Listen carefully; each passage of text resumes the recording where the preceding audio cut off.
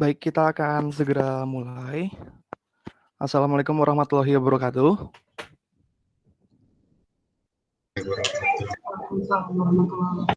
Waalaikumsalam.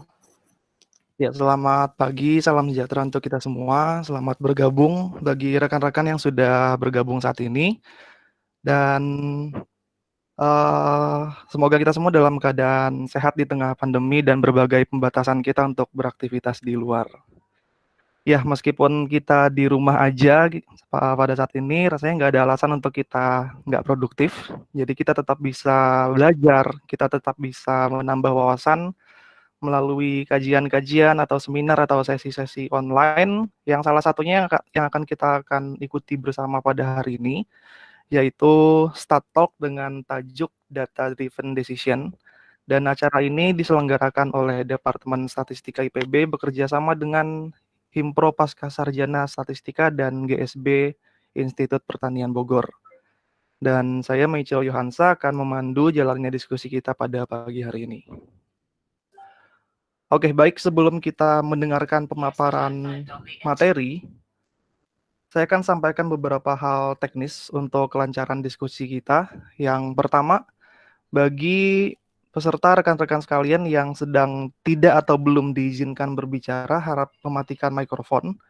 Jika ada mikrofon yang sengaja atau tidak sengaja menyala, maka akan dimatikan oleh host. Dan jika berulang pada akun yang sama, maka akan diambil tindakan lebih lanjut berupa mengeluarkan dari room diskusi ini. Kemudian yang kedua, kita nanti akan melaksanakan sesi diskusi tanya jawab setelah pemaparan materi. Jadi ada dua cara untuk mengajukan pertanyaan. Yang pertama, dengan bertanya secara langsung, namun perlu mengirimkan pesan untuk izin bertanya di kolom chat. Setelah diizinkan, kemudian dipersilakan dengan menghidupkan mikrofon dan mengajukan pertanyaan. Kemudian yang kedua, yaitu dengan menuliskan pertanyaan di kolom chat. Jadi pertanyaannya dituliskan di kolom chat. Untuk yang ini, kalau misalkan rekan-rekan di tengah sesi materi itu ada pertanyaan, bisa langsung dituliskan saja pertanyaannya di kolom chat. Nanti saat sesi diskusi saya akan bacakan pertanyaannya. Kurang lebih itu hal-hal teknis untuk diskusi kita pagi hari ini. Kita akan langsung saja mendengarkan pemaparan materi yang akan disampaikan oleh Muhammad Fauzan Setianugraha. Beliau ini merupakan alumni Statistika IPB tahun 2012 sampai 2016 dan saat ini tengah berkarir sebagai data analis supervisor di Kopi Kenangan. Untuk Mas Fauzan sudah siap, Mas? Oke, udah siap. Oke. Baik, kita akan dengarkan pemaparan materi untuk Mas Fauzan. Saya persilakan, Mas. Oke, baik.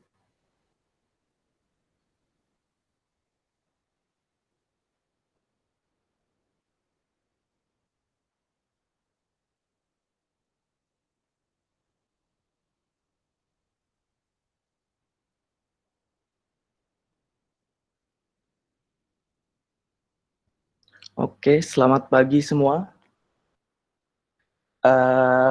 Udah presentasinya udah terlihat ya? Share screen-nya udah kelihatan? Sudah, Mas. Sudah terlihat, Mas. Oke, udah cukup jelas ya. Mungkin selamat pagi. Assalamualaikum warahmatullahi wabarakatuh. Waalaikumsalam. Di sini mungkin perkenalan dulu. Nama saya Muhammad Fauzan Setianugraha. Tadi juga udah dikenalkan, saya alumni Statistika IPB. Kalau anak IPB taunya mungkin angkatan ya, angkatan 49. Mungkin di sini ada yang angkatan di atas saya atau di bawah saya. Selamat datang. Ya, pertama juga saya mendoakan semoga kondisinya sekarang ini kabarnya baik semua. Sehat semua walaupun dalam kondisi kita mungkin di rumah pandemi atau ini sekarang sebenarnya sedang mungkin libur hari Sabtu ya. Walaupun istirahat, tapi kita tetap semangat untuk mencari ilmu, mencari tambahan, terutama untuk saling sharing terkait materi tentang data. Nah, di sini saya akan berusaha untuk sedikit sharing ya. Jadi bahasanya sedikit sharing, mungkin takutnya ya ada yang lebih, nanti bisa saling sharing juga, saling tanya jawab, kita sharing pengalaman yang udah saya lakuin selama berkarir di bidang data. Nah, terutama kita sebagai data atau data analis, statistisi, kadang kita diminta untuk membantu, untuk mencari insight, dan akhirnya insight tersebut bisa kita jadikan atau tim bersama-sama kita bisa menjadi decision atau keputusan yang membantu dalam suatu bisnis gitu. Mungkin next-nya ini akan saya sedikit jelaskan pengalaman saya. Saya sebelumnya setelah lulus saya melanjutkan untuk sebagai data eksekutif di Iris Worldwide. Di sini saya sebagai tim di divisi relationship management. Nah, di divisi relationship management ini kita mengurusi data loyalty program atau membership program. Ya, kita tahu kayak kita ikut member kan ada poinnya. Nah, itu loyalty program tersebut. Nah, di sini dari awal saya tidak langsung terjun dalam analitik atau analisis sebagaimana ya data, kita awalnya adalah kita dari database. Kita dari data awal, bagaimana kita tahu dulu, pengetahuan dulu dari loyalty program tersebut seperti apa, CRM, kalau kita customer relationship management itu apa, datanya seperti apa, kita harus memahami itu dulu. Nah, sering berjalan waktu, selanjutnya kita membuat report, baru kita masuk ke ranah analitik. Nah, selanjutnya saya lanjut ke Kopi Kenangan. Sekarang saya di Kopi Kenangan, saya di data analis, terutama saya di bagian divisi business development. Nah, bagian saya adalah saya sebagai tim data.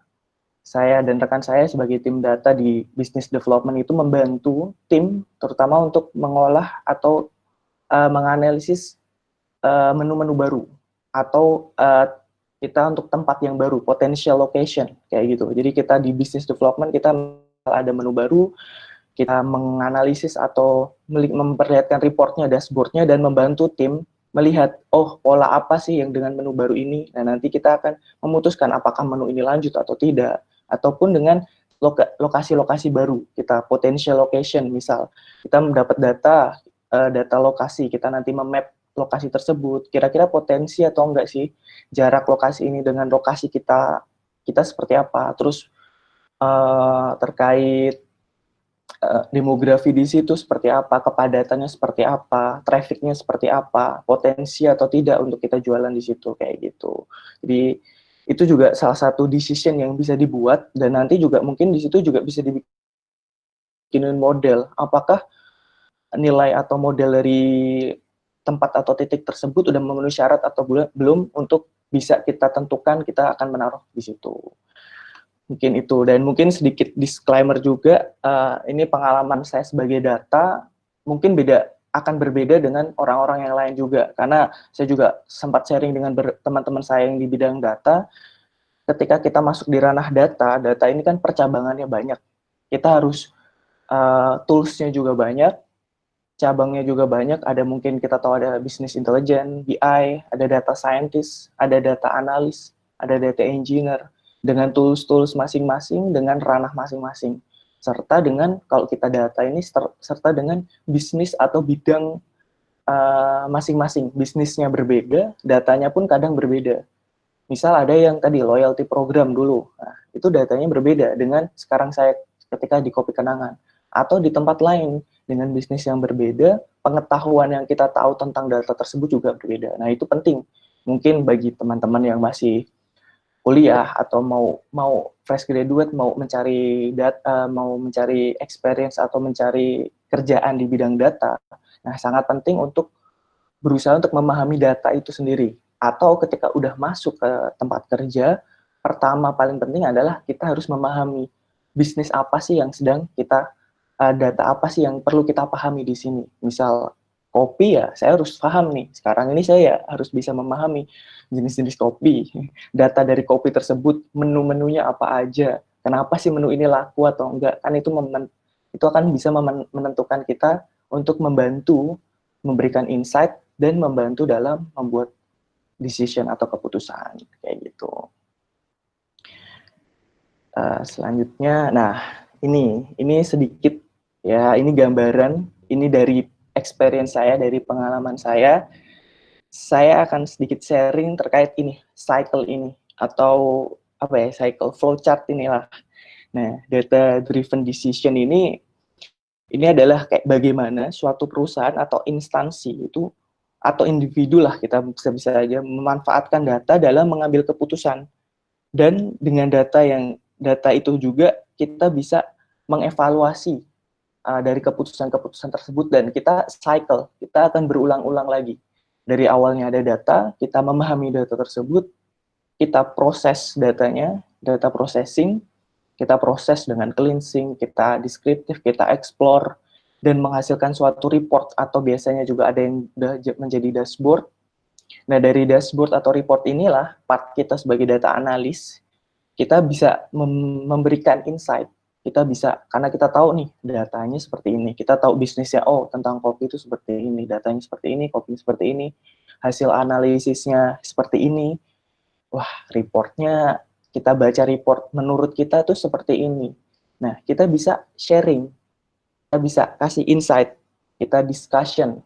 Nah, discussion ini, nah kuncinya sebenarnya adalah seorang data analis itu nggak cuma bisa data processing ya, karena kan rata-rata kebanyakan mungkin kita selama ini cuma fokus pada analitiknya aja. Oh, data processing kita yang penting bisa ngolah datanya. Kita olah data ini menjadi ini, menjadi ini, menjadi itu. Padahal kuncinya adalah bagaimana kita pertama adalah memahami data itu, dan setelah hasilnya, misal kita cuma mengolah dengan misal satu analisa aja, tapi kita bisa mengkomunikasikan, bahasanya kita bisa menjelaskan data tersebut ke tim yang terkait, ke tim bisnis, ke manajemen, ke rekan kita divisi lain yang membutuhkan. Kita bisa menjelaskannya dengan bahasa yang enak. Nah, communication skill terutama, ya memahami data dan bisa menjelaskan hasil olahan tersebut. Karena yang kita tahu mungkin sebagai statistisi, kadang kan bahasa kita berbeda ya. Kadang bahasa kita, wah ini p-value-nya, atau ini data ini signifikan, data ini seperti ini, data ini, itu bahasanya perlu kita rubah. Kita perlu memberitahu insight atau bahasa yang bisa dipahami bersama. Nah, discussion inilah adalah kunci nanti yang akan menjadi decision.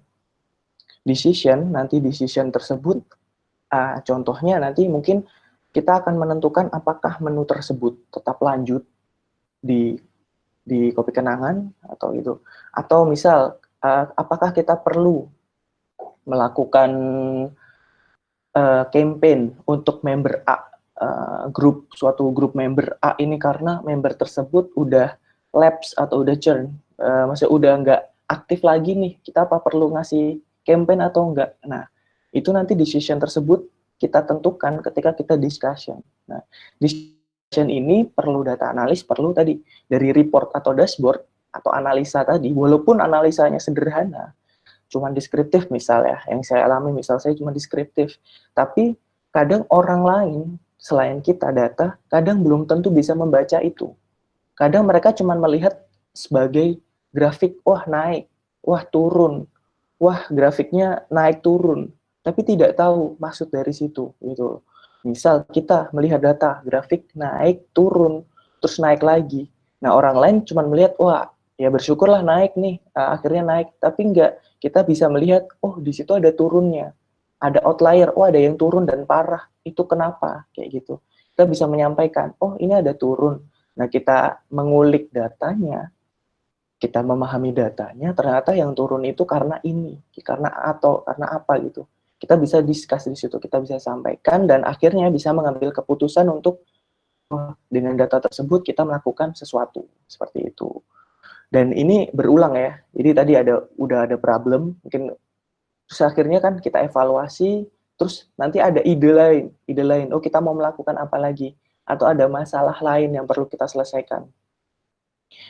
Contoh tadi, kita udah melakukan satu cycle, kita melakukan dari data, kita mau melihat membership ya, kita ada anggota member dalam suatu, misal di Kopi Kenangan juga ada membership kan, mungkin kalian yang punya aplikasi Kopi Kenangan join sebagai member. Nah, di situ misalnya di suatu Kopi Kenangan tadi kita mau melakukan campaign atau kita mau ngelakuin promosi, kita kasih notifikasi ke suatu kelompok demografi atau segmen lah, oh yang kita mau ngasih ke segmen yang ini nih, yang agak kurang belinya agak sedikit, ya udah kita kasih set. Itu kan dalam satu cycle kita tentuin bener nggak sih segmen ini potensi. Oh ya, ternyata setelah kita proses datanya, kita bikin reportnya, kita discuss, oh ya segmen ini emang berpotensi. Akhirnya kita set decision, oke kita kasih promo buat segmen ini. Nah setelah kasih promo, itu berputar lagi. Ternyata dari itu kita evaluasi, gimana hasilnya. Nanti ada yang namanya post campaign, ada post campaign itu setelah campaignnya gimana hasilnya. Kita report lagi, kita olah lagi datanya. Ada problem lagi, ada ide lagi. Oh naik, oh atau turun bahkan. Nah, berarti kan ada problem. Kenapa? Kita olah lagi datanya.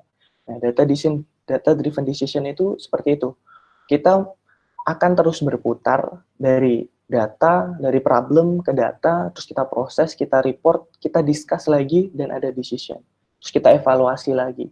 Terus seperti itu. Nah, jadi kuncinya adalah kita, yang pentingnya ya, kalau untuk data processing, report, dan sebagainya, mungkin saya positif, kalian semua pasti di sini juga udah terbiasa lah untuk pakai Excel, SPSS, R, Python untuk mengolah data dan sebagainya mungkin udah terbiasa. Namun untuk memahami data itu, itulah kuncinya. Memahami dan bisa mengkomunikasikan.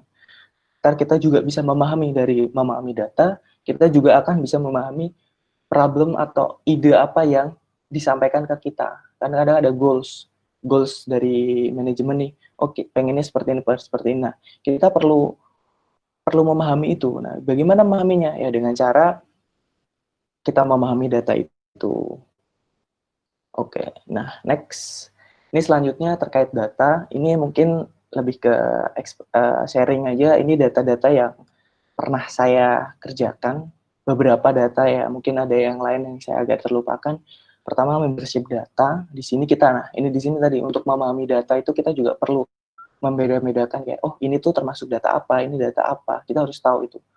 Ini ada membership data, di situ ada data profile, ada data demografiknya gimana, ada data transaction-nya gimana. Kadang untuk membership itu ada loyalty program, itu ada poinnya seperti apa. Nah, nanti perolehan poinnya gimana, kayak gitu.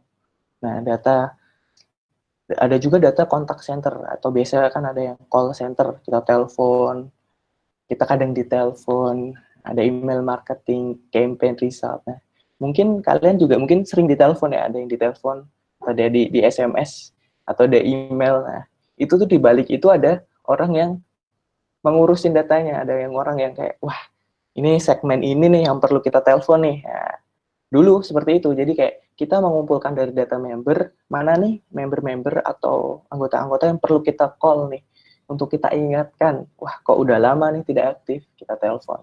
Atau ada pilihan lain, atau kita email, atau mungkin ada kita SMS, kayak gitu. Nanti dari data-data tersebut kan ada responnya. Nah, kita simpan lagi hasilnya.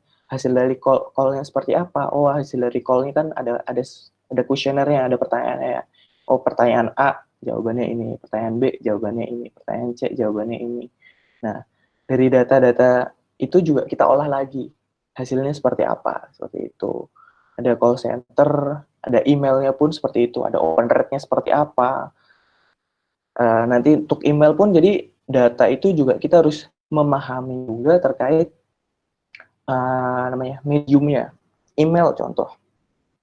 Email marketing. Nah, kita kan berarti tidak hanya kalau tadi mungkin kalau kita stop memahami data, oh ya udahlah, misal saya bagiannya datanya member aja, ya udah saya memahami data member aja.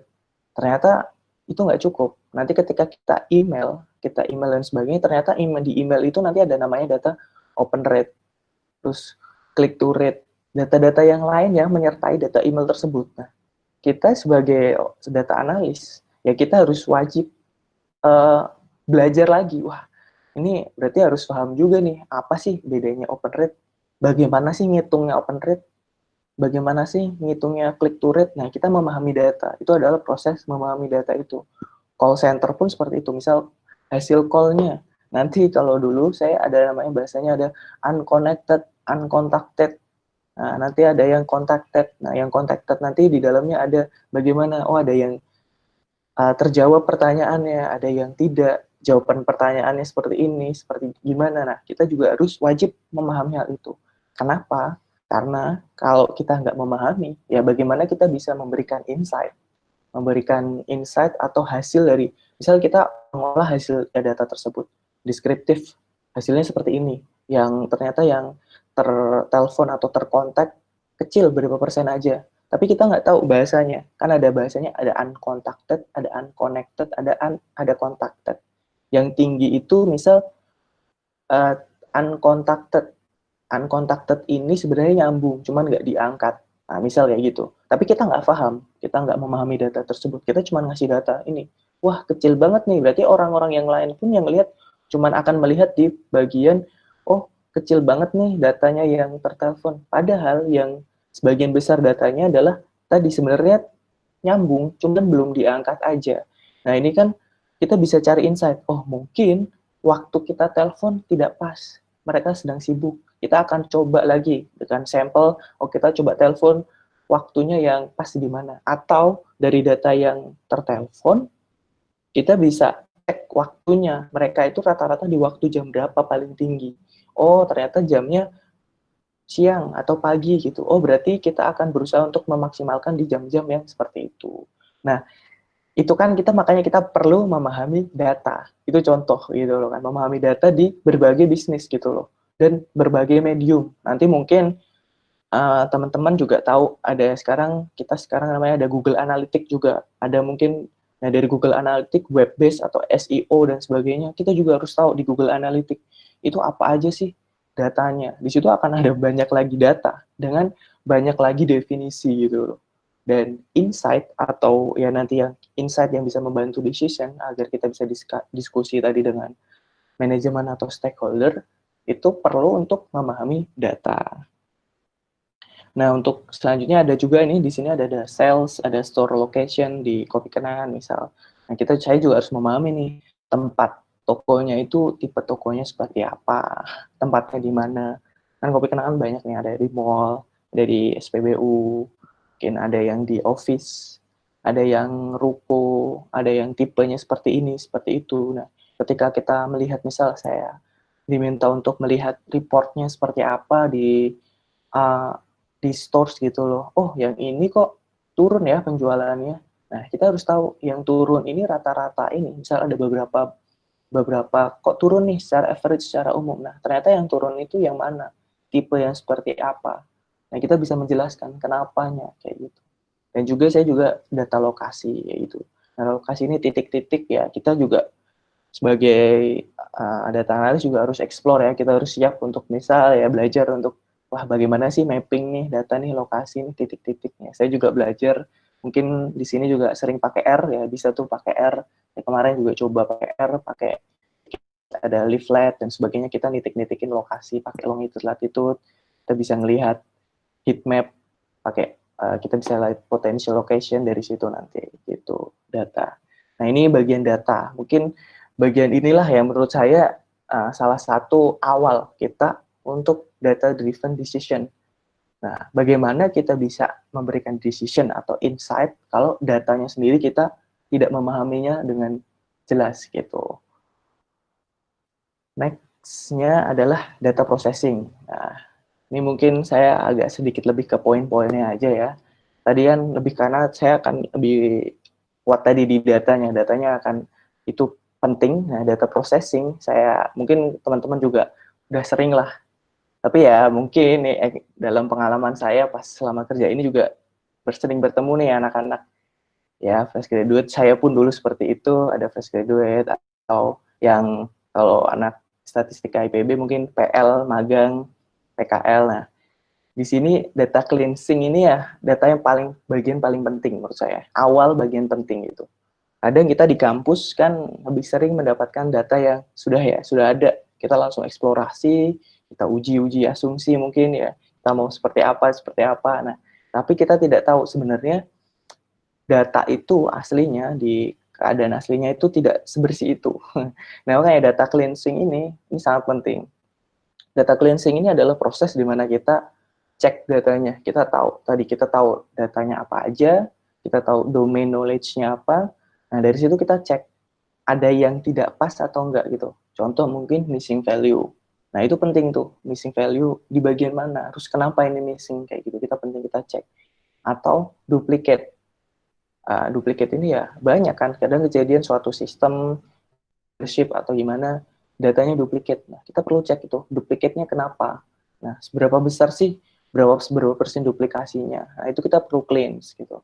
Nah, cleanse pun juga nanti kita cek lagi mana data-data yang tidak kita butuhkan ternyata. Karena kan data ini kan banyak. Dalam pengalaman saya mungkin bahkan ada jutaan, kalau biasanya jutaan row, jutaan data itu dikali dengan kolomnya, nanti kolomnya akan banyak banget gitu kan. Nah, kita harus cepet nih, atau cleansingnya ini memang proses yang paling cukup lama ya. Tapi kalau kita udah memahami, kita udah akan lebih cepat lah bahasanya. Nah, salah satu toolsnya nanti kan database itu adalah SQL, SQL Server dan sebagainya. Nah, itu mungkin tools-tools yang ya wajib lah untuk sekarang ini, untuk menurut saya, karena ya kita tahu mungkin sekarang banyak lowongan-lowongan kerja kayak gitu dan sebagainya kan. SQL-nya lah, SQL programming atau bahasa SQL-nya harus basicnya harus bisa lah, kita harus bisa, dan itu juga yang penting ada logiknya ya, bisalah select, bintang, from, sebagainya, bisa kan kayak gitu.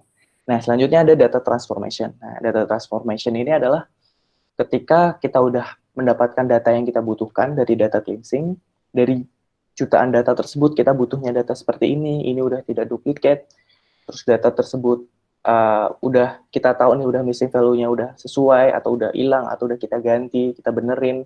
Nah, kita transform apa? Kita ya apalagi goals-nya. Oh, ternyata goals-nya dari data ini, misal data tanggal.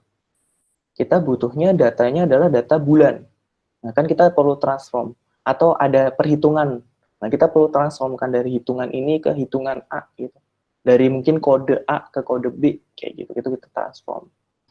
Setelah kita transform, datanya udah siap sesuai dengan apa yang kita butuhkan, kita baru explore.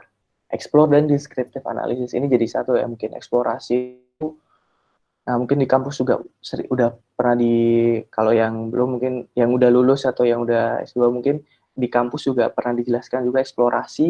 Nah, ini penting bagaimana kita eksplorasi, mencari pola, pattern, gimana kita memilih grafik yang tepat untuk data kita, karena nggak semua data, masa ya semua data kita pakai histogram kan nggak mungkin, atau semua data bar chart kan nggak mungkin, atau semua data kita bikin pie chart, nah kan nggak mungkin gitu kan.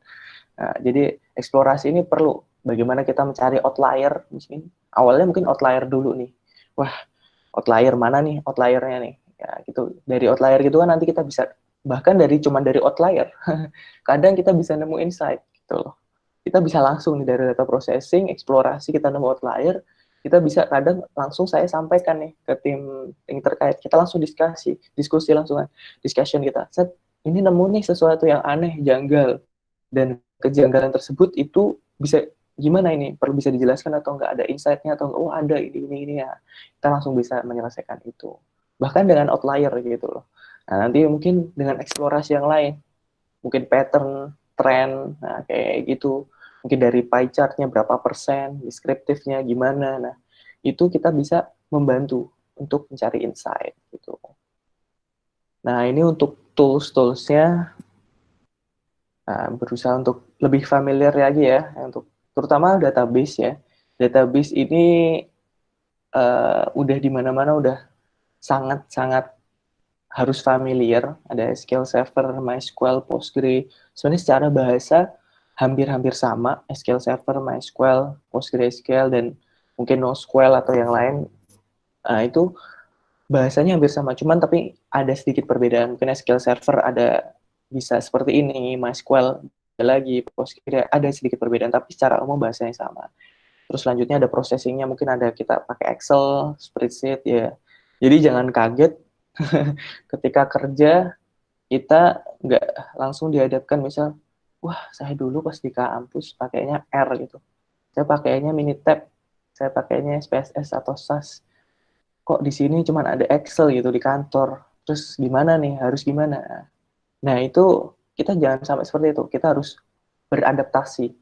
Excel atau Google Spreadsheet mungkin online ya gitu kan, nah kita harus bisa gimana cara memanfaatkan Excel tersebut, bisa VLOOKUP, sederhana loh itu, tapi itu sangat sangat kepake gitu, VLOOKUP, ada indeks.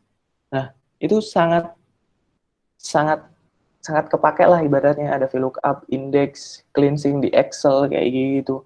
Jadi Excel ini pun sebenarnya kalau kalian bisa deep dive di Excel, dalam pengalaman saya ini sangat-sangat powerful, sangat-sangat powerful. Bahkan saya pernah bikin dashboard dengan Excel, dashboard yang terconnect dengan data-data yang lain kayak gitu. Bahkan bisa terconnect dengan SQL.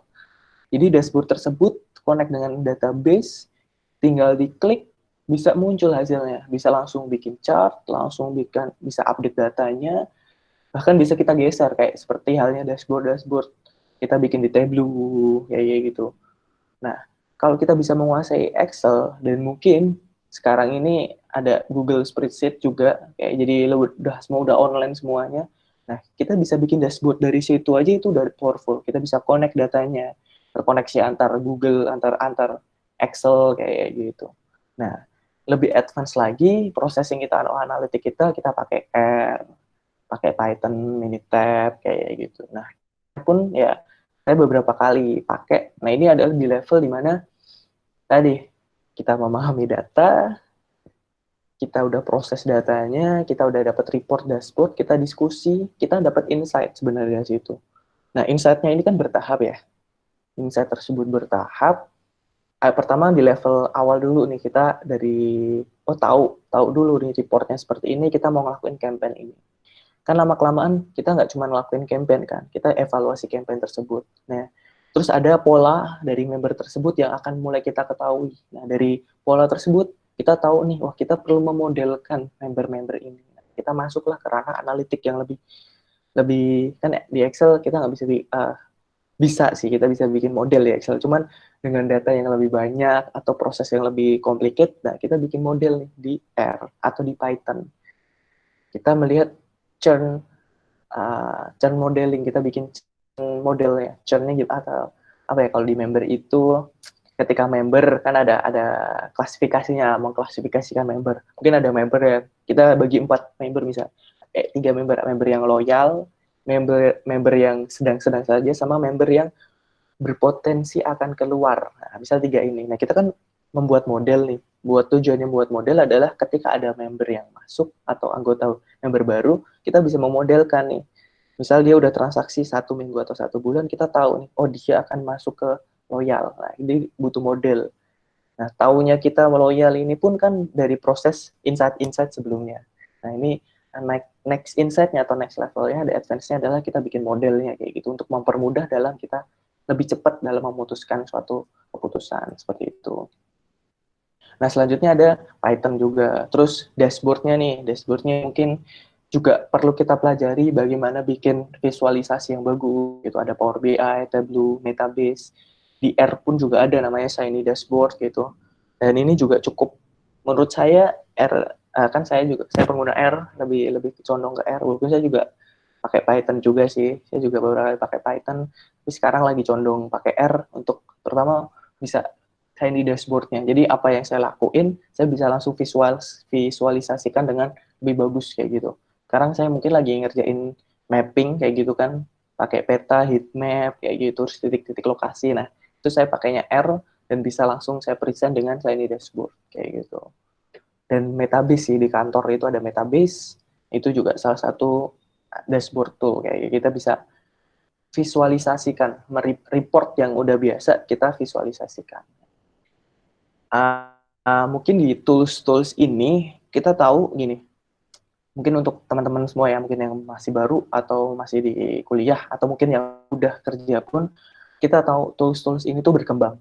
Ya, tools ini berkembang dan tools ini banyak. Bahkan kita bisa aja kita sebagai data pun bisa tergantikan dengan tools ini. Contoh dashboard. Ketika udah jadi, kan udah tidak ada report lagi, dan itu akan jadi dashboard gitu, akan jadi itu terus gitu, akan otomatis. Nah, kita sebagai manusia ya, kita harus punya hal yang lebih atau hal yang bisa kita tonjolkan, yaitu apa? Yaitu memahami data. Tadi di awal tadi, makanya tadi saya sedikit mengulang-ulang untuk memahami data, karena itu bagian penting untuk data driven decision, ya gitu. Karena dalam pengalaman saya emang kebanyakan teman-teman kita yang di luar data, itu tuh emang belum tentu bisa membaca data ini. Nah, kita kalau mereka tahu tentang bisnisnya, domain knowledge-nya mereka tahu, cuman membaca hasil dari analisisnya mereka nggak tahu. Nah, bagaimana kita bisa menjelaskan hasil analisis kalau kita nggak memahami domain knowledge-nya, kayak gitu. Jadi itu kuncinya di situ. Nah, tools-tools ini akan berkembang dan akan bertambah banyak. Nah, kita harus bisa mempunyai keunggulan di tadi memahami data dan bisa untuk belajar tools-tools ini. Jadi jangan putus untuk belajar ya. Maksudnya kita harus selalu semangat nih. Wah, mungkin awalnya saya cuma SQL Server misal. Wah, tapi ada MySQL gimana ya, ini bahasanya apa beda? Kita belajar lagi. Awalnya mungkin pakai R di kampus, terus wah ada Python, kita coba pakai Python gitu. Mungkin ada Tableau, ada Metabase, nah kita belajar, kita coba kayak gitu. Logiknya kemungkinan akan sama, tinggal kitanya mau belajar function yang baru atau tidak kayak gitu. Data processing, nah ini tadi report dashboard ini kuncinya ada di visualisasinya dan akhirnya adalah ke komunikasi, insight dan diskusi. Jadi setelah kita dapat reportnya atau dashboardnya yang udah jadi, gitu, itu adalah kunci di dalam visualisasi. Bagaimana kita menampilkan visualisasi. Nah, seringkali karena kita kan emang masih belajar ya, di awal dulu pun saya pun seperti itu. Jadi kita memvisualisasikan grafik-grafik yang kadang tidak penting, tidak perlu gitu. Atau grafik-grafik yang perlu tapi visualnya tidak tidak bisa menceritakan, tidak bisa kita komunikasikan dengan baik kayak gitu. Nah, itu penting kita memilih grafik yang tepat dengan visual yang tepat, kita akan mempermudah kita untuk mengkomunikasikan itu gitu. Jadi visual yang tepat membantu kita mengkomunikasikan itu lebih baik. Selanjutnya, kita bisa memberikan insight. Nah, insight ini kalau ini saya, ini pendapat saya. Menurut saya itu insight ini adalah ketika kita menemukan sesuatu yang menarik dan kita bisa menjelaskan itu dan berakhir dengan decision kayak gitu. Tadi grafik naik, turun, naik. Kalau orang secara visual itu visualnya udah dapat. Komunikasinya kita tahu, oh ini ada trennya naik terus turun naik gitu. Insight-nya apa? Insight-nya adalah turun ini kenapa? Kayak gitu. Jadi lanjutannya seperti report dashboard itu seperti itu. Visual itu grafiknya, komunikasi adalah apa yang menceritakan di situ. Oh, grafiknya naik nih, salesnya naik, terus turun, terus naik. Tapi secara umum, secara umum grafiknya naik. Jadi bisa komunikasinya bisa dua. Trennya naik, turun naik, dan secara umum trennya naik gitu. Itu komunikasinya. Nah, insight-nya apa? Insight-nya ada sedikit penurunan di misal di week keberapa itu karena apa? Oh, ini terutama di toko-toko mana kayak gitu. Nah, insight-nya seperti itu. Kita bisa menceritakan lebih detail dan bisa ada gambaran yang bisa dicerna oleh tim lain kayak gitu. Nah, akhirnya dari insight itu kita bisa diskusikan nih keputusannya apa. Oh, toko-toko tersebut kita perlu lakuin promo gitu atau apa atau yang lain kayak gitu. Nah, itu sangat penting. Kita bisa menceritakan hal tersebut. Gitu. Nah, ini mungkin sampel case ya. Nah, udah ke sampel case nih. Mungkin kalau ada yang pelan-pelan aja ini sampel case, kita mungkin ada yang belum tahu datanya atau gimana. Di sini sampel case misal gini, ada masalah nih kan tadi awalnya problem atau idea ya. Kapan sih waktu yang tepat kita ngelakuin campaign atau promo untuk mempertahankan member kita, member retain itu mempertahankan member kita gitu. Terus datanya ya dari transaksi member kan kita taunya. Selanjutnya kita prosesnya ini saya pakainya cohort. Nah, proses kayak data cleansing, data transformation. Nah, itu hasil akhirnya contohnya seperti ini, contoh sampel datanya. Jadi awalnya datanya bentuknya kayak gini, datanya raw data banyak kayak gitu kan. Terus kita harus week-weeknya kita transform dulu kan, datanya biasanya bentuknya tanggal ya, kita transform dulu dalam, oh ini week pertama, ini week kedua dia gitu, ini week ketiga dia kayak gitu. Untuk cohort ini kita kayak misal kita kasih 3 grup ini adalah grup yang misal join jadi membernya bersamaan gitu. Grup 1 misalnya ini saya jelasin, grup 1 ini member yang join di week misal Januari, week 1 Januari. Grup 2 adalah member yang join di week 2 Januari. Grup 3 adalah member yang join di week 3 Januari. Nah, week pertama ini adalah week pertama member grup 1. Jadi ya week 1 Januari. Untuk grup kedua, week pertama adalah week kedua Januari. Jadi ini week pertama untuk masing-masing grup ya. Nah, angka di situ adalah aktifnya. Kan tadi kita mau nge-retain itu adalah orang-orang yang udah nggak aktif. Kita mempertahankan atau bahasanya ya, mempertahankan orang yang aktif biar tetap aktif kayak gitu. Nah, di grup 1 ada, misal ada 1.000 member, grup 2 ada 2.000, grup 3 ada 1.500. Nah, ketika mereka join ini bareng-bareng nih di week 1 itu total ada 1.000 orang. Nah, dari 1.000 orang, ternyata di week 1 itu yang langsung aktif tuh misal beli lah atau bertransaksi, itu cuma ada 890. Kayak gitu. Terus ternyata di week keduanya berkurang, 800. Week ketiganya juga berkurang, nah, terus berkurang, seperti itu. Nah, itu emang seperti itu ya, emang biasanya kan emang member kan kadang kita beli di awal-awal aja, habis itu kan mungkin udah agak lupa atau bosan gitu. Di grup kedua pun seperti itu, ada 2.000 member, terus di week pertamanya mereka cuma 1.890 yang aktif atau apa bahasanya aktif atau transaksi tadi, week keduanya berkurang. Nah ini saya pakai cohort, kita lihat persentasenya nanti. Kita di persen, nanti perhitungannya adalah saya week 1 misal 890 dibagi 1.000. Berapa persen sih di week 1? Oh 89, misal 89%.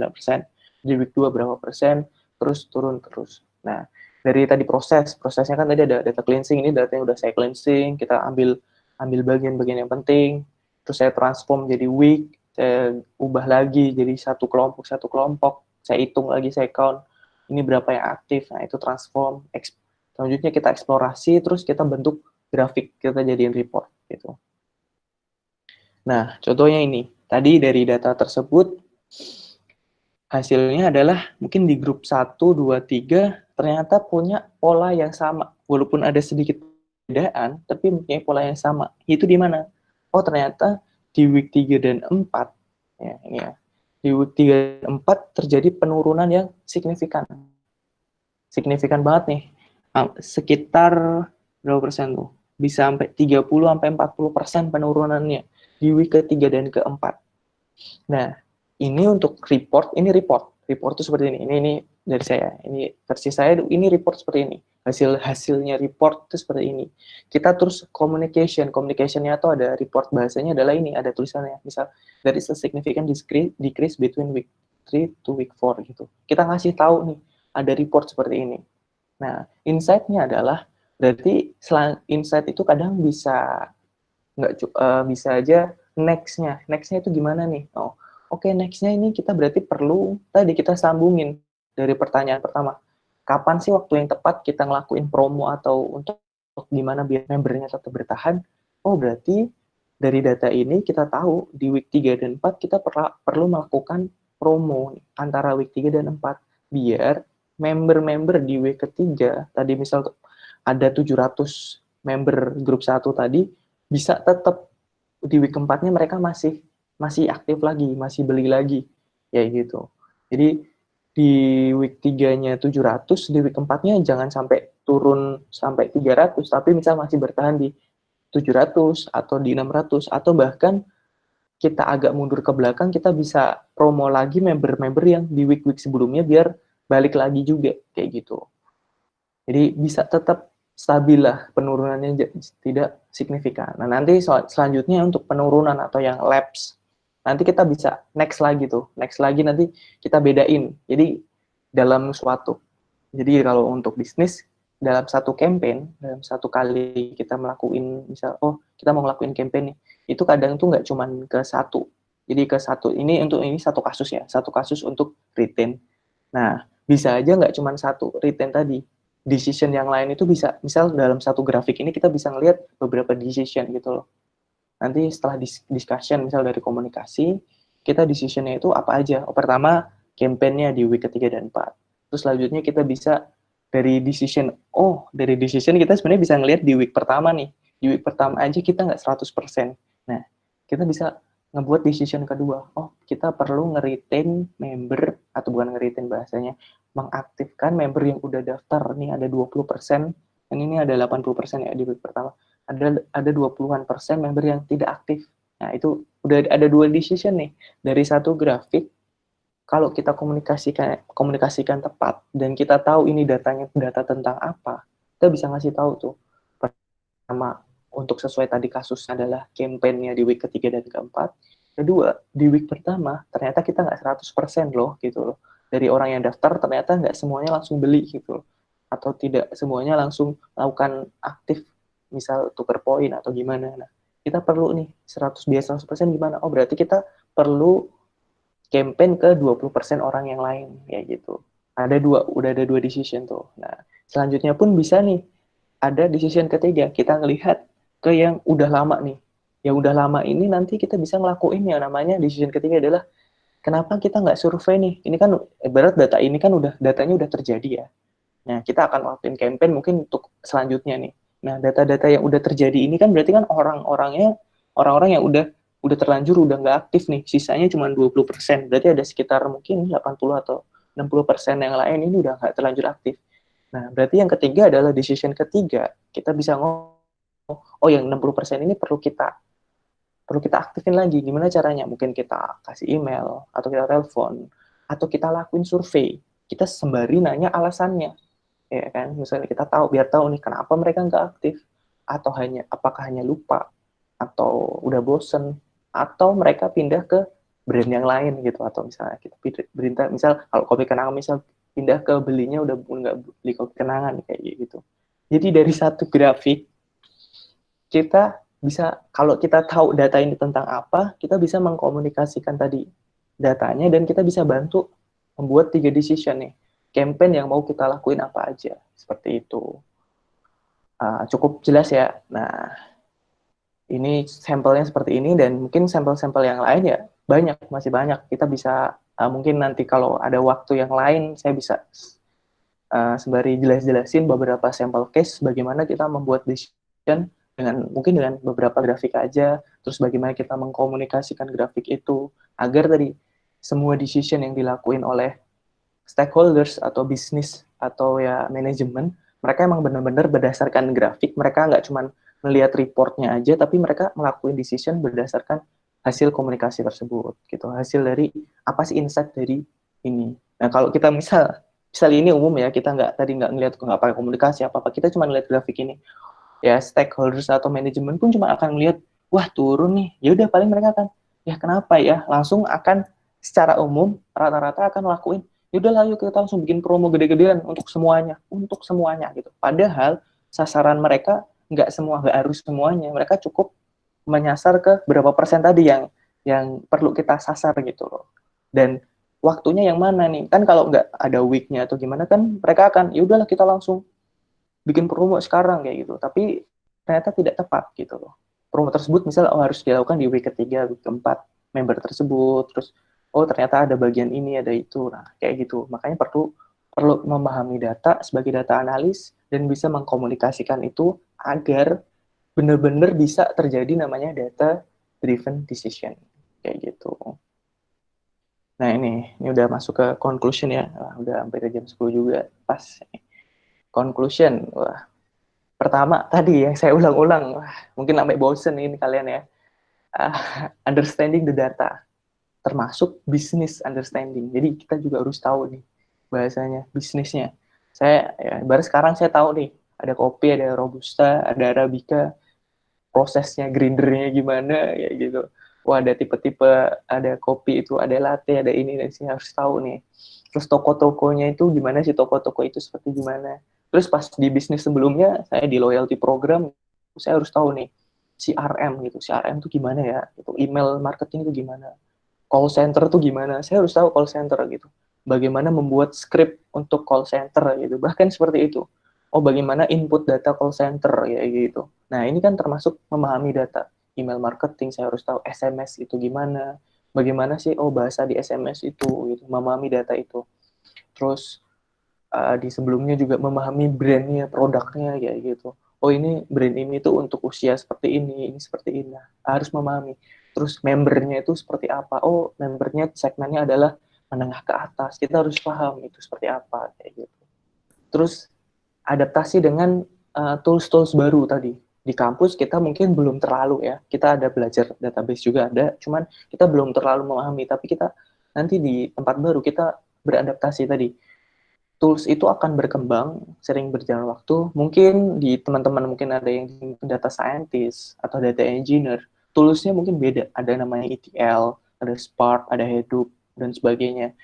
Nah, itu kita juga mungkin kalau mau ke ranah itu kan kita harus belajar lagi, kita harus beradaptasi lagi dengan tools baru gitu, dengan apa sih dashboard atau baru itu apa aja. Mungkin ada yang belum pernah dengar database kayak gitu.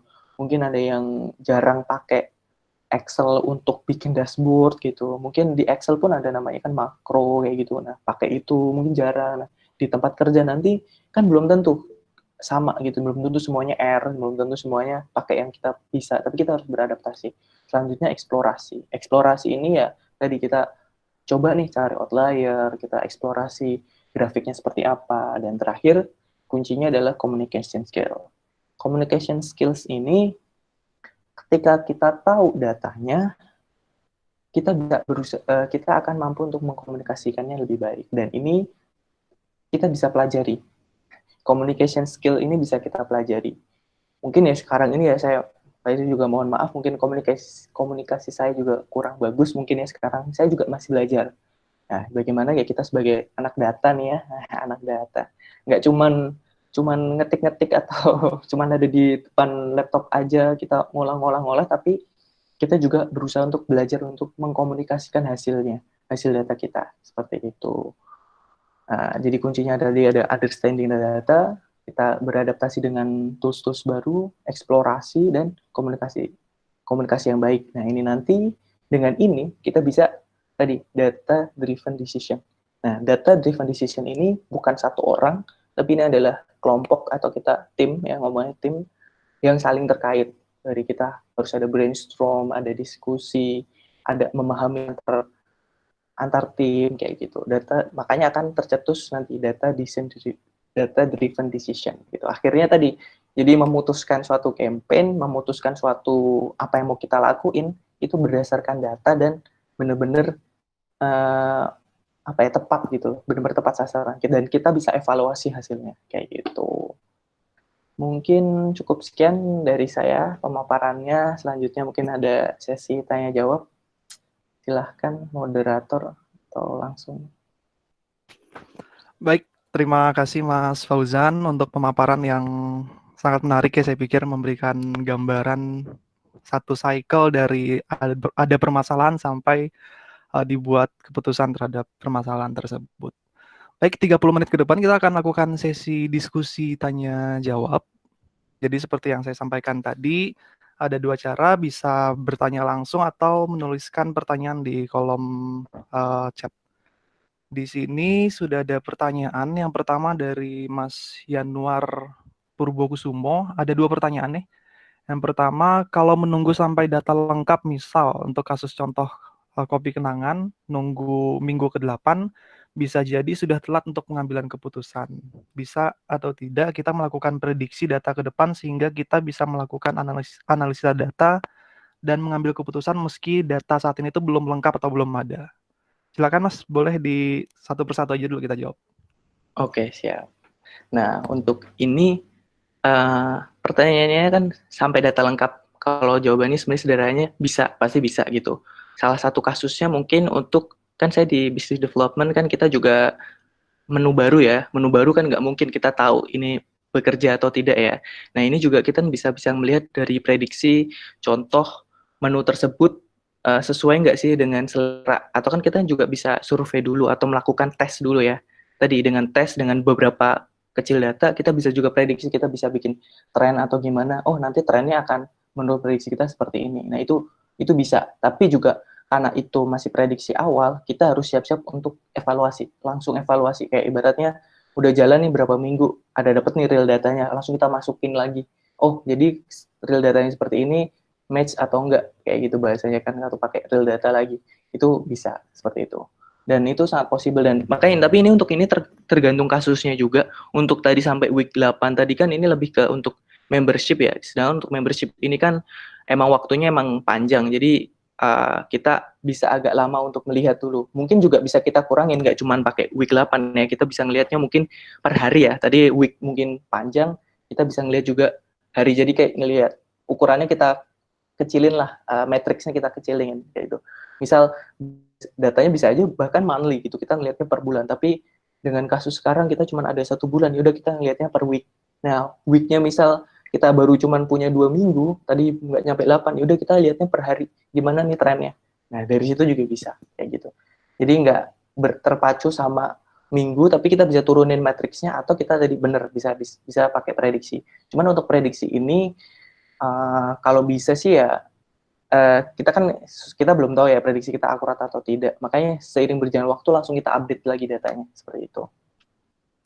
Oke, berarti untuk pertanyaan pertama terkait prediksi bisa dilakukan asalkan dengan evaluasi melalui data realnya yang sudah diupdate gitu Mas ya. Ya, benar. Kemudian masih dari Mas Yanuar, pertanyaan yang kedua itu bisa atau tidak kita menggabungkan berbagai first party data, misalkan dari data website, mobile app, dan lain-lain ke dalam satu platform dan kita analisis sekaligus sehingga kita bisa mendapatkan pemahaman menyeluruh mengenai behavior customers-nya. Kemudian kalau bisa itu caranya seperti apa Mas? Oke, untuk bagaimana kita menggabungkan first party data dari data web, mobile app, in-store, sosial media, dan lain-lain, ini sangat bisa ke dalam satu platform. Ini mungkin pengalaman saya di tempat sebelumnya ya, kayak saya di Iris itu di marketing agency, kan di CRM ya, itu kan relationship management, kita customer relationship management, kita punya data member nih. Nah, data member tersebut kan tadi saya juga ngejelasin ada data call center, ada data emailnya, ada data SMS-nya, kayak gitu. Nah, biasanya kalau di tempat saya, kita bikinin namanya database kan, ada SQL gitu di server kita, internal server gitu, misal local server, kita gabungin semua data itu, dari website, data membership-nya, dari mobile app, interaksinya gimana, terus in-store, sosial medianya seperti apa. Tapi di sini kuncinya tetap harus ada namanya primary key atau ID-nya ya. Misal nih, member A, ID-nya A di database, misal di membernya websitenya A, di mobile app-nya A, pas ketika kita call, misalnya ke call center, kan ada hasil call-nya. Nah, itu kan juga harus ada ID-nya, A juga. Jadi kita bisa mengkoneksikan itu, dan saya juga pernah membuat kayak sedikit gambaran deskripsi analisis sederhana, kayak nanti mereka lebih potensi di call, prospect, lupa saya, kayak preferensi dalam komunikasinya member ini. Bisa aja kita udah gabungin semua data tadi kan, ada call center, ada SMS, ada email, membernya, data websitenya, data apps-nya gimana. Nah, kita tahu nih nanti preferensi mereka itu lebih condong akan di call kah, atau di SMS, atau di email, kayak gitu, atau dengan push notification. Nah, itu bisa. Tapi tadi dari kuncinya harus ada primary key ya, harus ada semuanya, itu harus ada apa sih yang gabungin mereka ini, satu aja, itu cukup. Nanti bisa dijadiin satu, biasanya kita bikin sendiri di lokal data kita olah sendiri kayak gitu, atau bikin sistem seperti itu. Oke, baik untuk Mas Yanuar, apakah ada tanggapan dari jawaban pertanyaan untuk kita diskusikan?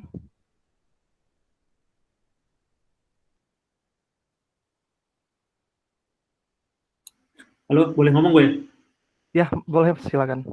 Oh iya, oke, iya. Sebenarnya menarik sih soal ngomongin data driven marketing ya, data driven decision. Ya. Itu. Nah, soal yang nomor 2 sebenarnya nggak tahu nih di sini bisa nanya gitu nggak? Tapi gue pengen yang lebih detail gitu. Pernah pakai kayak apa CDP gitu nggak? Consumer Data Platform. Ya. Terus kan? Ya pernah sih, pernah juga. Itu kan biasanya beda-beda tuh item apa sih istilahnya, item-item yang diukurnya gitu. Gabungnya tuh gimana ya gitu? Tapi kan biasanya kan dalam kayak sistem kayak gitu juga ada namanya ID ya Mas ya. Nah biasanya kita harus berusaha untuk di dalam suatu sistem A dan sistem yang lain, kalau di tempat kita dari awal karena kita emang ini makainya untuk tujuan yang sama, biasanya ID yang kita taruh untuk member A, B itu akan sama terus gitu. Jadi yang kita akan supply ke sistem-sistem tersebut ID-nya itu akan sama. Dengan ID yang sama tersebut lah, kita nanti bisa ketika kita tarik atau kita gabungin, itu tetap akan match gitu loh. Okay. Misalnya ya kan, misal dari customer dari platform kan ada ID membernya ya. Ketika kita lempar nih, kan call center itu sistemnya sendiri. email pun kadang sistemnya sendiri kan. Ketika kita lempar data tersebut, kita tetap harus mencantumkan ID tersebut gitu. ID-nya, minimal ID-nya aja lah gitu. Nanti ketika balik datanya, ID tersebut kita bisa langsung gabungkan, kayak gitu. Biasanya seperti itu sih kalau yang kita lakukan. Bisa ngegabungin data dengan yang anonimus juga nggak? Nah, kalau yang itu pasti nggak bisa lah Mas kalau anonimus. Kecuali kita lebih ke, kalau yang anonimus itu lebih ke ngelihat profilnya yang sama seperti apa. Lebih ke melihat demografi dan profilnya sih selama ini. Tapi jarang sih kita, karena data kita kan emang dari awalnya dari member ya, dan udah ada ID-nya. Ya, jadi kita jarang sih untuk yang anonimus gitu.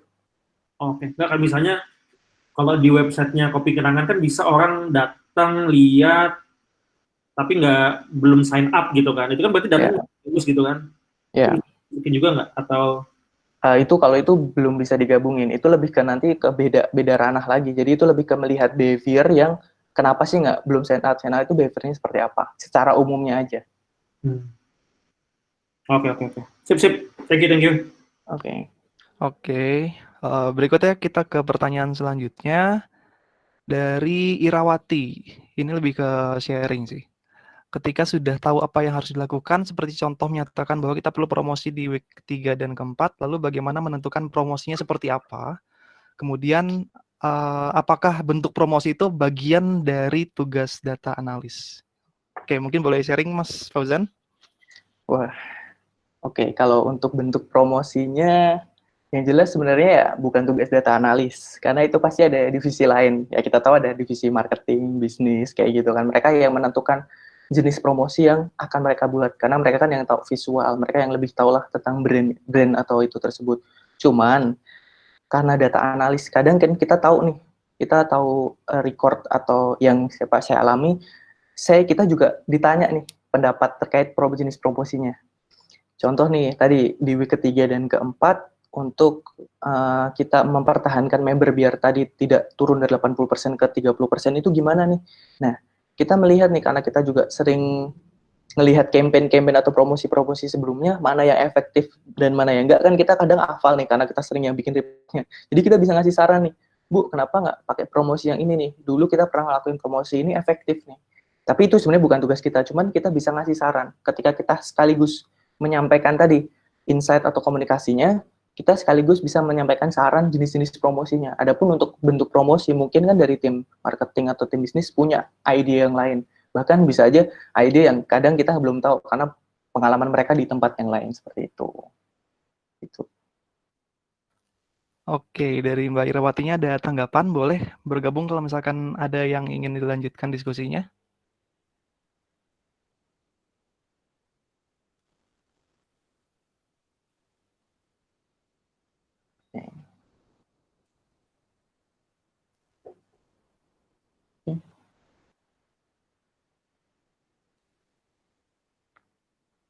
Oke, nggak ada tanggapan dari Mbak Irawati. Cukup jelas berarti Mbak ya? Udah, ada itu di chat, udah jelas ya? Udah sip. Oke, berikutnya pertanyaan selanjutnya, untuk materi nanti akan di-share untuk Ananda Wisuda. Kemudian berikutnya dari Nabila. Pertanyaannya adalah tentang understanding data. Dari awal sampai akhir tuh penekanannya kepada understanding data. Yes. Kemudian bagaimana cara kita menajamkan mengenai si pemahaman tentang data itu sendiri. Boleh Mas, silakan. Oke. Kalau untuk menajamkan, ini benar-benar tadi terkait bisnisnya juga. Jadi bahkan kalau pertama yang saya lakukan adalah jangan malu bertanya tentang bisnis baru jangan malu bertanya tentang bisnis baru. Apa nih, misal kopi kenangan. Saya nggak malu nih nanya, kalau saya benar-benar belum tahu nih tentang kopi. Saya tanya nih semua, bahkan saya juga sering ke divisi yang lain. Bahasanya gitu. Kalau kita dapat kesempatan ya, kalau kita sebagai tim data kan kadang kita support tim yang lain. Nah, untuk mempertajam datanya, kalau bisa kita juga bisa ke divisi-divisi lain yang kita support gitu. Contoh nih, saya di Kopi Kenangan, saya dapat kesempatan untuk ke divisi lain. Saya ke divisi QA/QC, Quality Control Quality Insurance. Jadi saya juga nanya nih, apa sih yang mereka lakukan? Terus saya juga biar tahu nih, apa aja sih untuk menjaga QC-nya seperti apa, dan bahasa-bahasanya. Jadi kayak domain knowledge-nya. Kita nggak harus mahir ya dalam dalam misal domain knowledge kopi misal, tapi kita tahu nih, minimal kalau ada orang yang nanya ke saya kopi gitu, saya ini bisa jawab kayak gitu. Atau misal di tempat sebelumnya di membership. Jadi gimana cara understanding-nya ya tetap keep learning ya sih ya, tetap tetap kita harus belajar lagi apa sih, misal CRM. Kan kita nggak diajarin misal di kampus nih, CRM itu apa. Nah, saya belajar tuh CRM, belajar lagi, dan saya juga nggak perlu bertanya ke tim bisnis gitu. Bu, saya nggak tahu nih CRM, konsepnya itu seperti apa ya, datanya itu apa aja. Nah, atau tadi call center, ya saya nggak akan, kita jangan malu gitu, kita nanya aja, kita harus sering bertanya. Kita kalau nggak tahu nih maksud dari suatu data, misal dari call center tadi ada data unconnected, uncontacted gitu, saya nggak tahu maksudnya apa. Kalau kita diem, kita nggak akan tahu kan. Nah, kita nanya tuh, dan setelah nanya jangan lupa untuk, kalau dari saya itu biasanya saya bikin namanya kayak apa ya namanya, vocabulary-nya lah, kayak apa ya bahasanya, catatan maksud definitionnya. Jadi kayak kita list semua definitionnya, dan kita sering juga kalau bisa eksplorasi dan olah data itu. Dan kita juga berusaha untuk menggabungkan data itu dengan data yang lain, nyambung atau enggak, kayak gitu. Gitu sih. Cukup jelas atau bingung? Oke, untuk Nabila, apakah cukup jelas jawaban pertanyaannya? Kalau misalkan ada yang mau didiskusikan kembali, boleh bergabung, menyalakan mikrofonnya.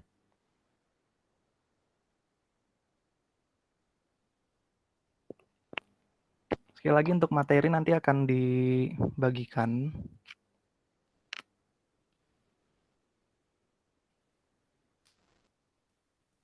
Oke, semoga cukup jelas untuk Nabila ya. Kita lanjut ke pertanyaan selanjutnya. Kembali ke Mas Yanuar lagi nih, pertanyaan yang ketiga. Berdasarkan pengalaman bagaimana menyajikan data dan analisanya sesederhana mungkin agar bisa dipahami dengan mudah oleh tim lain yang awam tentang data. Oke, Mas Fauzan gimana, Mas?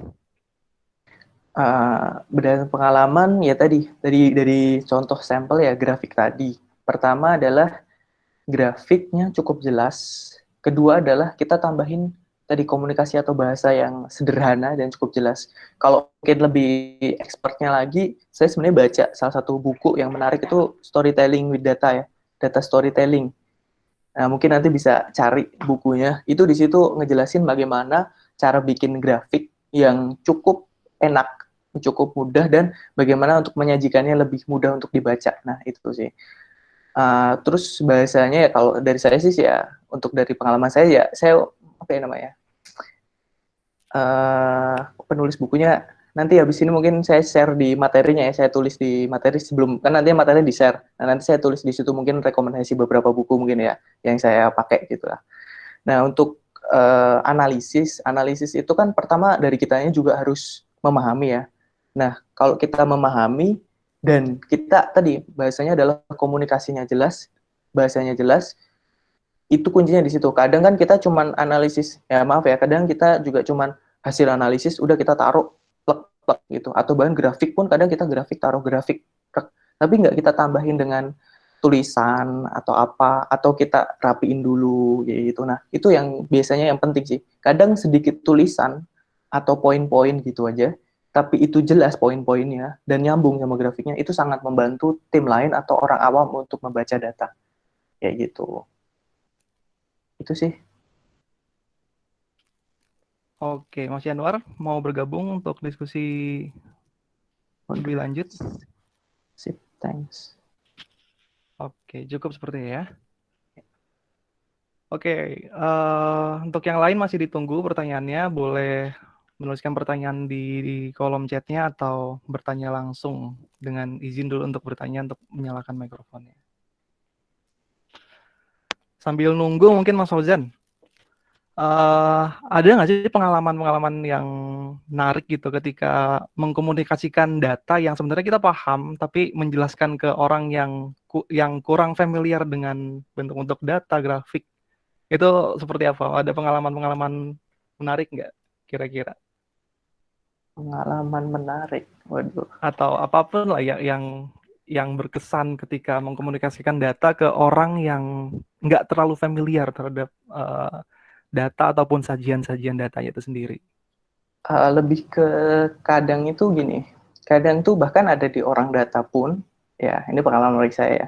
Kadang di orang data pun kita karena kita terlalu apa ya, untuk di awal-awal nih, ini mungkin saya dan pernah di tim saya juga bareng nih sama misalnya ada tim leader dan sebagainya. Kadang kan kita di challenge tuh ya, wah ada data yang turun tadi contoh turun, kenapa gitu kan. Nah, kadang kita menariknya adalah kita cuman muter-muter di situ tuh. Gimana ya, kayak tahu kan kadang kita wah turun nih, terus kita down lagi nih datanya, lebih kecil lagi. Kita grafik lagi, kita putar lagi, wah di situ nggak nemu juga, akan muter-muter di situ. Pernah kita sampai sehari 2 hari cuman muter-muter di data itu karena kita nggak nemu ibaratnya. Kenapa? Alasannya karena mungkin di situ kita kurangnya knowledge ya, pas waktu itu, pas di awal-awal gitu, jadi kayak kurangnya knowledge dari kita yang sendiri data, jadi nggak tahu nih baca maksud data yang ini kenapa. Kita bisa bikin deskriptifnya, oh ini naik, ini turun, oh ini average-nya segini, ini paling kecil ini itu kita bisa. Cuman kan kadang kita nggak tahu nih maksudnya apa. Nah itu kita muter-muter di situ akhirnya. Kita muter-muter dan akhirnya setelah ketemu tim bisnis, kadang itu malah dari tim bisnis yang dia awam data, ada nih misal atasan saya dulu, dia bukan awam data, dia tahu data, cuman dia dari tim bisnis.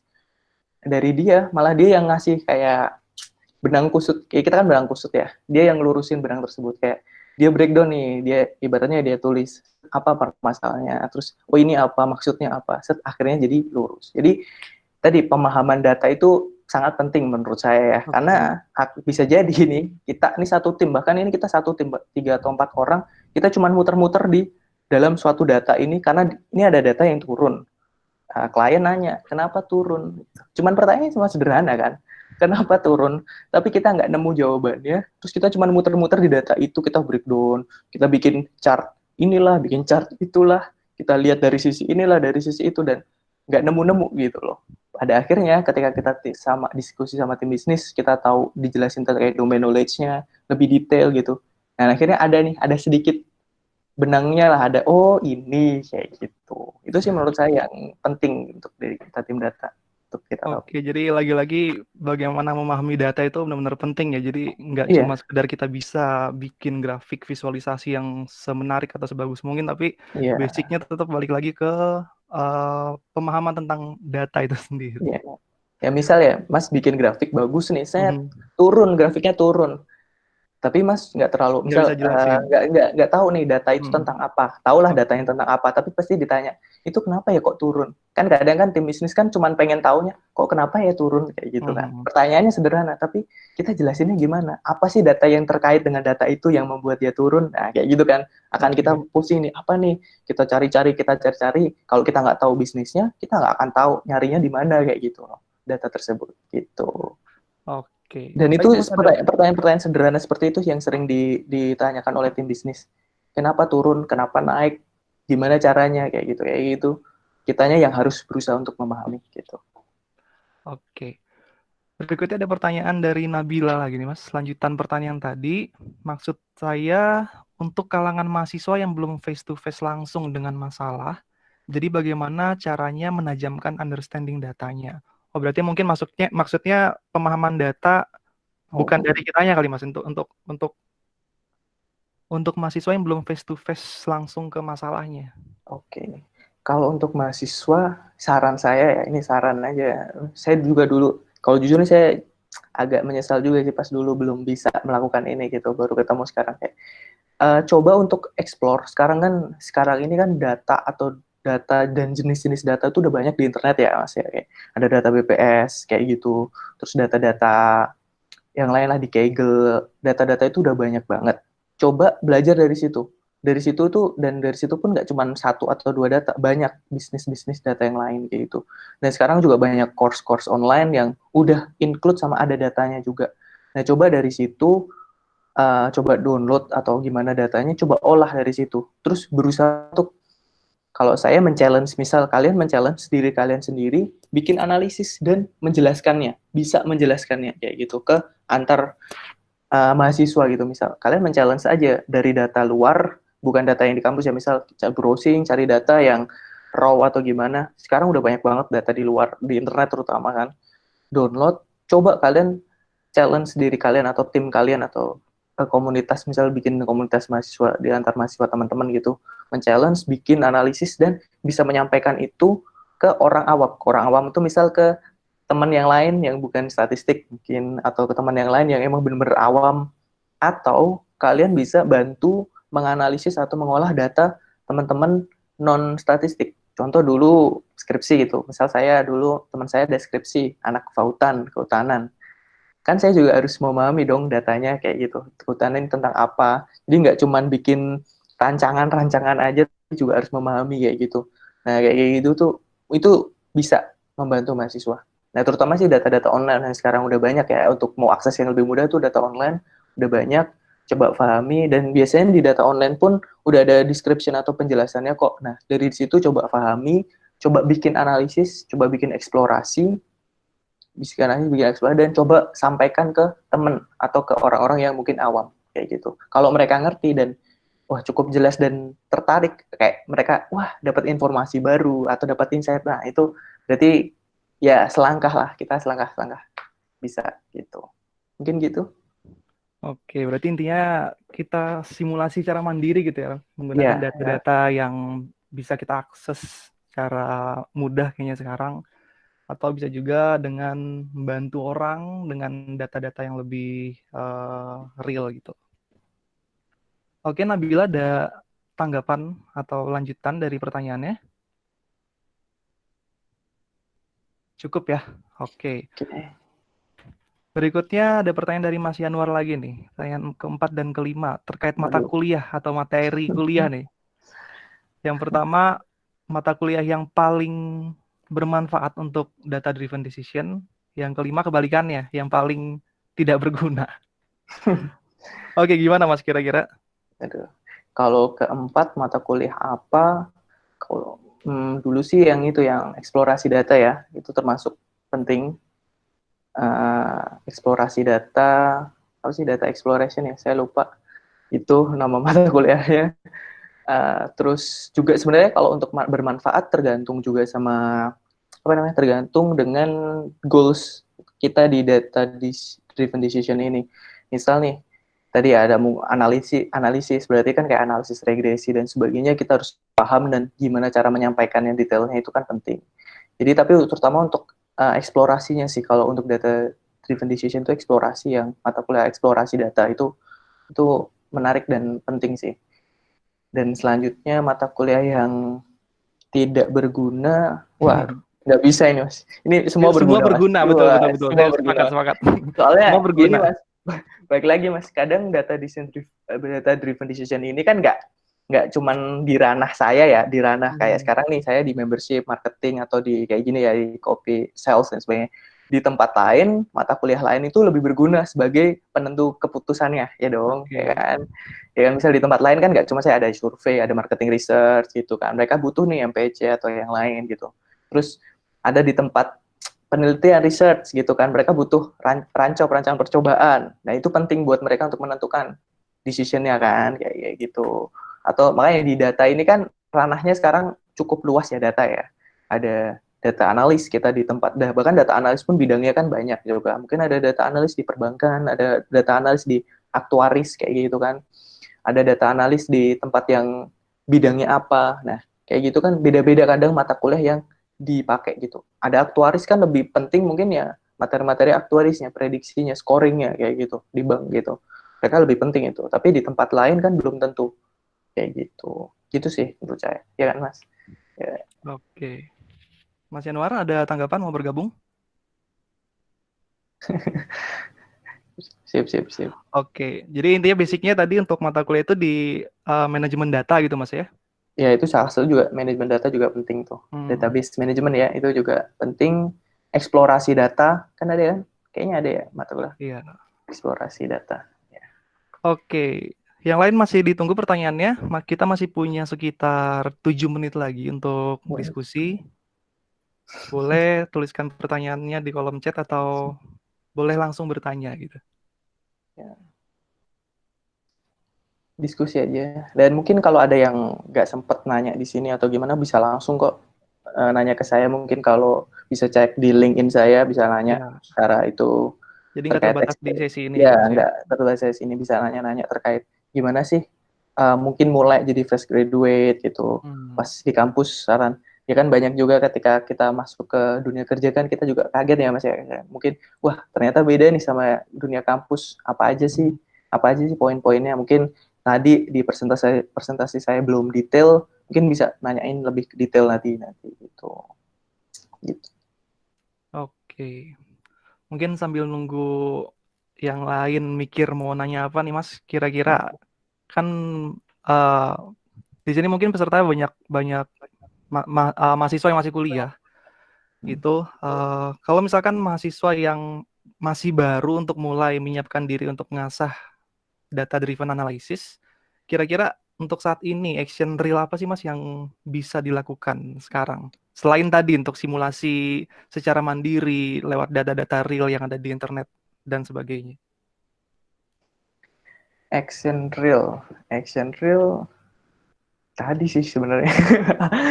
Apa ya?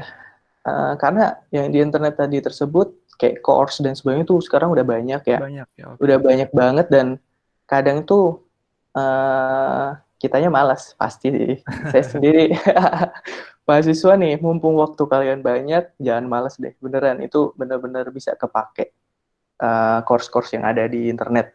Nah, coba dan mungkin basicnya saran saya awali dengan database. Nah, database SQL kayak gitu, coba belajar itu untuk kepake dan selanjutnya dari database terus coba Excel. Nah, Excel nih yang Excel coba fungsi-fungsi di Excel tuh banyak. Coba itu juga tuh penting tuh. Jadi Excel database padahal kayaknya ini cuman pengolah data kayak cuman database sama Excel ya. Cuman ini sangat-sangat kepake untuk awal.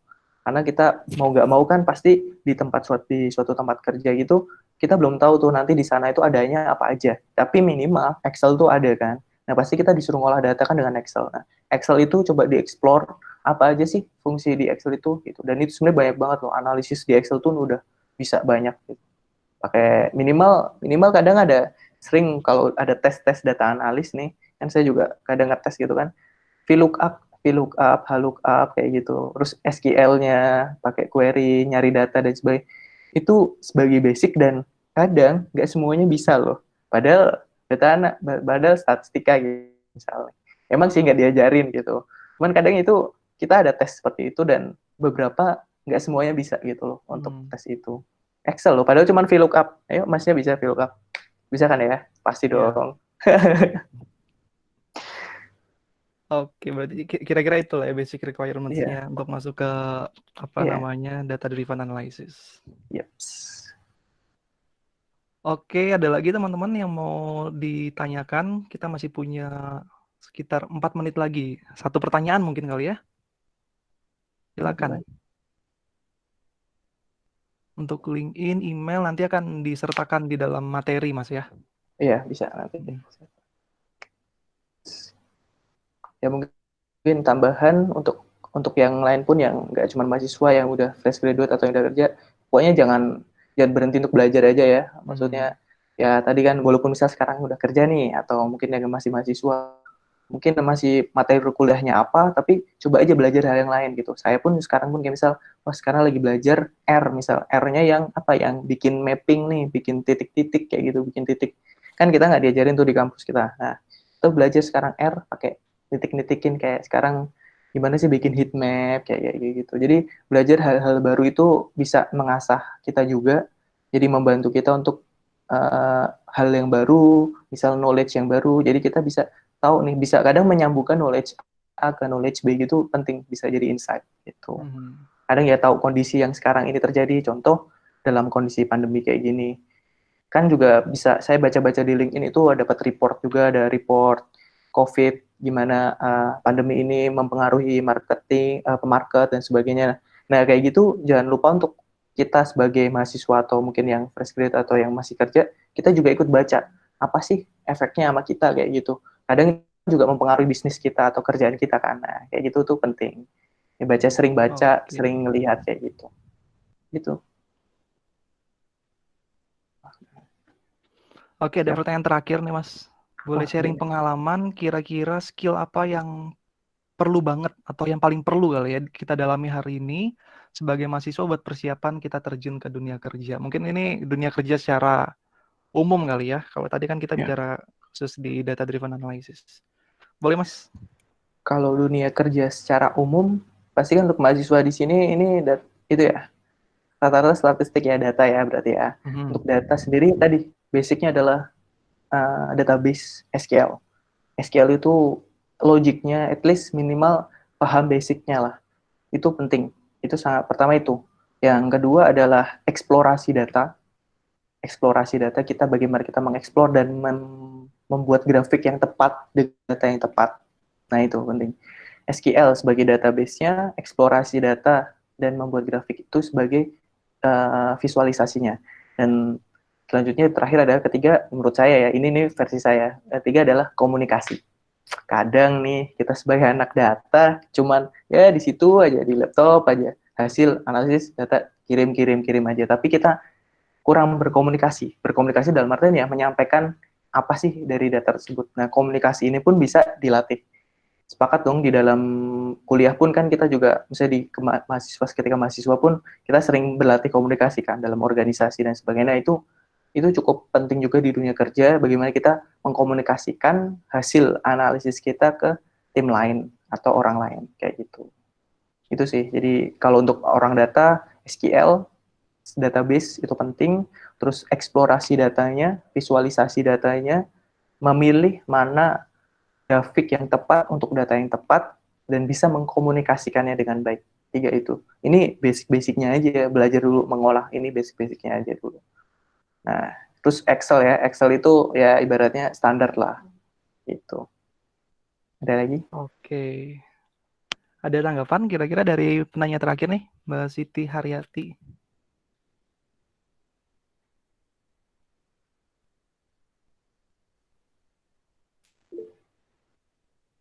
Oke, kayaknya cukup ya. Oke, kayaknya sesi kita juga sudah di penghujung sesi gitu ya.